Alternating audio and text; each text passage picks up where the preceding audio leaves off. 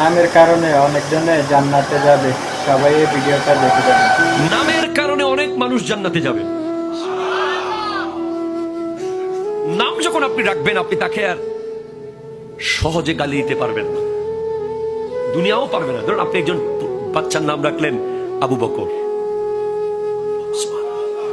তখন দুনিয়া চাইলে আপনার ছেলেকে আবু বকর যে বলতে পারবে না। যদি কেউ বলে সে বেয়াদবি করলো, যতই মেজাজ গরম হোক আবু বকরই বলতে হবে। নাম দিয়েছেন ওমর, উমর যে বলা যাবে না। নাম দিয়েছেন হাসান, হাসাইন নে বলা যাবে না। নাম দিয়েছেন হোসেন, হোসেন না বলে গালি দেওয়া যাবে না। এই নামগুলো এমন এমন ব্যক্তির নাম, যেই ব্যক্তির নিসবত সবসময় সাথে আছে নামের কারণে। এখন আপনি দিলেন আকাশ, দিলেন আকাশে, আকাশে করলে কিছু করার নেই। তাও নামকে ফেয়াক করা চরম গুনাহ, নাম বিকৃত করা।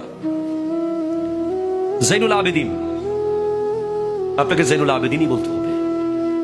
এটা হলো ইমাম হুসাইন রাদিয়াল্লাহু তাআলা আনহুর আওলাদের নাম। এমন নাম দেবেন নিজেও নামটা যেন বিকৃত করতে না পারেন, আটকে যান।